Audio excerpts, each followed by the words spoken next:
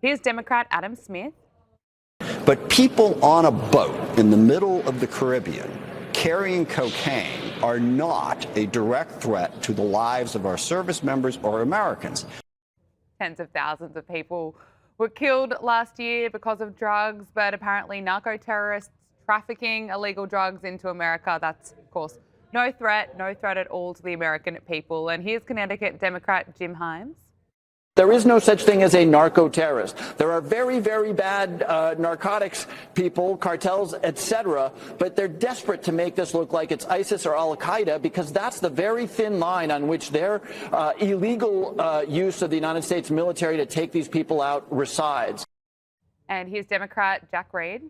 You know, one of the factors that drives use in the United States is demand. And most narco traffickers are not in those boats. They pay people to do that, and usually people who are not significantly involved with narco trading. It's the way they make money. Just a way they make money. Ami, what do you make of the Democrats' argument here? I mean, that was like a parade of morons that you just displayed for us. I mean, a few things. First of all, I mean, you were right. Tens of thousands of people die a year from overdoses. Just to be clear, it's over 85,000 people, right? It's a very large number of people. And to say that you don't have, it's not, you know, self-defense, the only way you could be in a state of war is just nonsense, right? If they are a threat to the United States, it has to be literally a direct threat of self-defense, right? Of course, that is legal for one to strike another group. So that's ridiculous. And to say there's no narco-terrorism, what are these people talking about? And it just so, again, it's another example the Democrats taking the wrong side of an issue that the majority of Americans are on that side, right? Like immigration. It was another 80-20 issue that they failed on and it cost them the election. They continue to go down the road of taking positions that are clearly not in the best interest of the U.S. and the electorate is not interested in this. Look, I think this whole thing's connected. Remember that video those Democrats did saying that you should not, if you're a military soldier, you should not obey illegal orders. It's all connected together, right? They're using this as an example of saying, see, we told you. Here's exactly what we're talking about. They're trying to use that as a blunt force object against the president. But the problem is just not taking, right? It's not the right path to go. Now, having said that, in this particular example, we're not even sure what went on. It is true that it is illegal, right, based on the Geneva Convention, right, on the rules of war. It is a war crime if after you struck a boat, there are people who are no longer combatants, right? They're now, in this case, hanging on to the boat. You are not allowed to strike them again. That's true. But the question is, we don't know where that came from, right? We don't know that Hegseth specifically said, I want you to kill all those people after the strike, or whether General Bradley did it on his own. We're not clear. I don't know why it happened, but I know that the second strike wasn't exactly kosher. We have to find out what went on. But they're jumping on it and assuming as if and reporting that it was actually called for by Hegseth, which we just don't know to be true. And Hegseth has denied, some of the comments that were reported by the Washington Post, and he says that he stands by the combat decisions of a military commander involved in the deadly strike on that suspected drug vessel. And he also says that we have just begun striking terrorists. Take a listen. As I've said, and I'll say again, we've only just begun striking narco boats and putting narco terrorists at the bottom of the ocean because they've been poisoning the American people. And Joe Biden tried to approach it with kid gloves and allowed them to come across the border. Cartels take over community, 20 million people, hundreds of thousands of Americans poisoned. And President Trump said, no, we're taking the gloves off. We're taking the fight to these designated terror organizations. And it's exactly what we're doing. So we're stopping the drugs. We're striking the boats. We're defeating narco-terrorists. Donald Trump joined in there supporting Pete Hegseth and added that plenty of drugs that were coming into America via the sea, they are now down significantly. Hegseth also went on to say that this is about deterrence. And of course it is. I mean, the amount of drug boats coming into America, they're slowing down. So what do you make of this? Obviously, Hegseth is being attacked. There's a lot of controversy around what the Trump administration is doing. Do the American people support this, or is this going to impact Trump politically? No, they look again. They do support this, and what he said was all exactly correct. This is an issue that is afflicting this country. And by the way, this is not just a bunch of people trying to make money by selling drugs, right? This is actually more of a strategic thing by China, who is trying to create social upheaval in this country. A lot of these things that are used, the chemicals that are used for these drugs come from China. So this is a larger problem that we're facing. It's not just about making money and war on drugs like we had in like the 80s and 90s. This is really more of a, not just a tactical, but a strategic issue for us vis-a-vis China, South America, who are trying to degrade our way of life and trying to create a lot of issues for our country societally, which is exactly what they're doing. Let's talk about Tim Walz, who is, of course, at the center of this massive fraud scandal because under his watch in Minnesota, hundreds of millions of taxpayer dollars have reportedly been going to Somalia. Now, US Treasury Secretary Scott Bessent has launched a federal investigation into claims that Minnesota tax dollars were siphoned to the terrorist group Al-Shabaab under the Biden administration and Governor Tim Walz. An allegation, he said, demands urgent scrutiny. Now, this fraud scandal, Ami, has raised concerns around what else is going on in Minnesota under Tim Walz. And Homeland Security Secretary Kristi Noem revealed today that half of all visa holders in Minnesota submitted fraudulent applications. She said, "You told me to look into Minnesota and their fraud on visa and their programs. 50% of them are fraudulent, which means that wacko Governor Tim Walz either is an idiot or he did it on purpose, and I think that he's both." So, Ami, I mean, what do you make of this? Yeah, I think you're right about that. I think that is both. And of course, look, just because you had a visa approved, there's no law that says you have to be in this country. And if certainly you were trying to, you fraudulently try to acquire a visa, you can and probably should be shipped out of this country. This is an incredible, really a truly incredible story that's barely being covered by the mainstream media. And when it is, it's being covered all wrong. You know, I'll talk about that in a second. But like, again, you're talking about $1 billion was stolen through fraud from the American people. And just in terms of context, right? What $1 billion here and $1 billion there, all of a sudden we're talking about real money. $1 billion is more than 4 times what Minneapolis, the biggest city in Minnesota, spends on their entire law enforcement budget, okay? Wow. And that, you know, that money was spent, as they said, on with luxury cars and real estate in Turkey and Nigeria. And by the way, I looked it up. Your real estate dollars go very far in Nigeria. I can only imagine what kind of palaces, what kind of villas they're paying with that. And oh yeah, of course, like you said, it's going to terrorist organizations like Al-Shabaab. What I find so curious is that they stole $1 billion, but only gave a few million to Al-Shabaab. Like that's less than 1% of what they stole. I mean, come on, guys. If you really feel strongly about it, that's really selfish to keep most of the money for yourself. Okay, I'm just saying. But Walz is incredible, right? So first of all, he knew about this for years. This is not brand new. He's known this for years, but has been afraid because of he didn't want to have smack of racism, right? And some kind of anti-Somalian bent in Minnesota, because they're a really huge part of the Democratic Party in Minnesota. And there's an American Somali legislator who said the quiet part out loud. He said, look, the reason why this is ignored is because we are so powerful in the Democratic Party.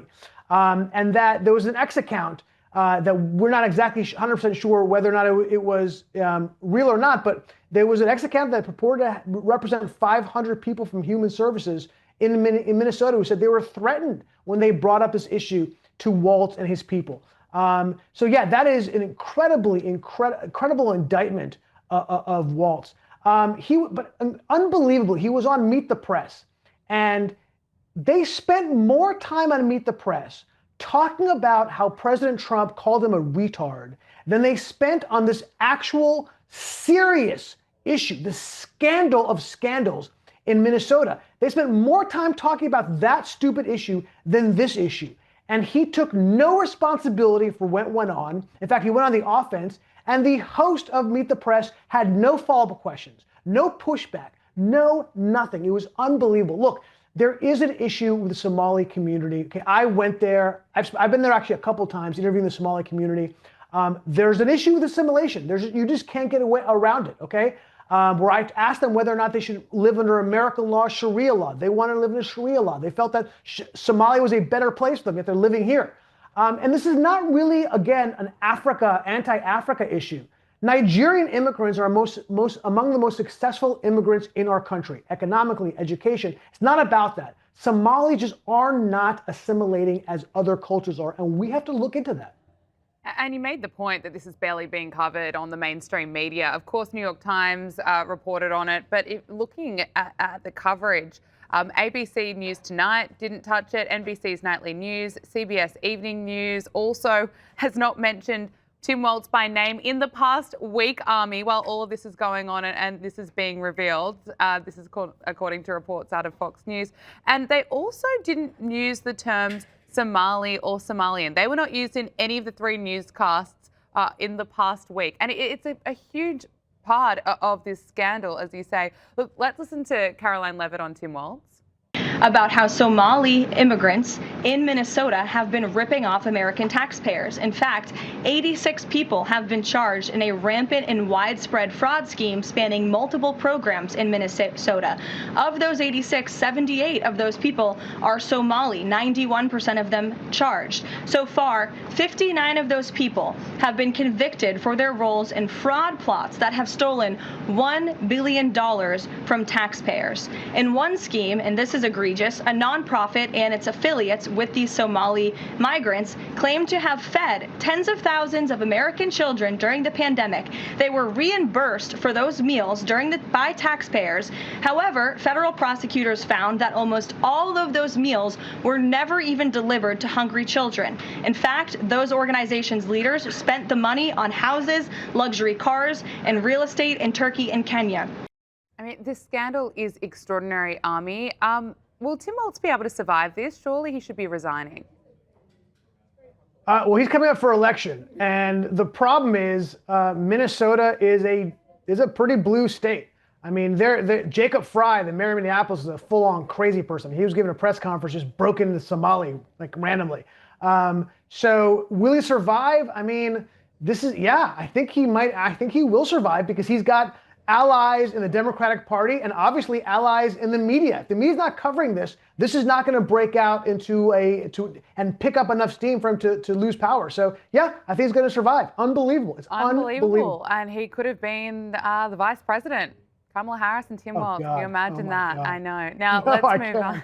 Homeland Security Secretary Kristi Noem also announced that she's recommending a sweeping travel ban on every country that she claims is sending dangerous people to the US. Now, this, of course, comes after that horrific attack last week on the eve of Thanksgiving, where an Afghan national allegedly shot 2 National Guard members in Washington, D.C., just blocks away from the White House. And Ami, again, raising concerns around the vetting process under Biden. I'd like to get your thoughts on that and if the travel ban is the right move at the moment. Look, it's a horrific story, obviously, from a number of angles. I do believe that the people who helped us in Afghanistan, right? This guy, for example, worked with the CIA, and he was part of a very special squad that helped the CIA take out guys who were killing our troops. I think those people should be looked at and strongly recommended to come to the U.S. through a vetting process, of course. The problem is the larger problem is that it seemed like he was radicalized here. The blame game, the vetting, the not vetting, okay, it's a fair fight, fair argument. But the truth is that it seems like he was radicalized while he was here, which is a much, much bigger problem because you can ban people, right? You can have a travel ban. You can stop people from coming in here. The problem is that we already have a large group of people here, and if they're being radicalized internally, that is much more difficult to stop. Okay, that is a much, much larger problem for us. And we have to come to terms with our immigration process. I am pro-immigration. I am a product of immigration. Immigration is good for our country. It is necessary for our country. It doesn't mean everyone has a ticket to come here. Not everyone has a golden ticket. We have to be judicious on who we allow, who we don't allow, and that is not non-American to say our borders are open for everybody, okay? It's never the way we were, it's not the way we are, and it will not help us in the future if that's the tack we're gonna take like it was on the Democrats. Yeah, well said. Look, finally, Mamdani, Socialist New York City Mayor-elect, Zoran Mamdani, he's less than a month away from being sworn in, and he's recently appointed Tamika Malloy, a defund the police activist, to his transition team. I'm shocked, Ami. I didn't see that one coming. Can I get your reaction? Yeah, I mean, look, this guy is going to give us fodder and things to talk about for 4 years. So in that way, I kind of appreciate him, okay? The problem is I live in New York, you don't, Gabriella, so I have to deal with this, and you don't have to.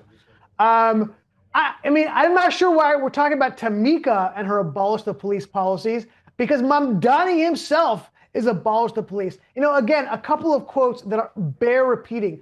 Mamdani, when asked about violent felonies, he said, violence is an artificial construct.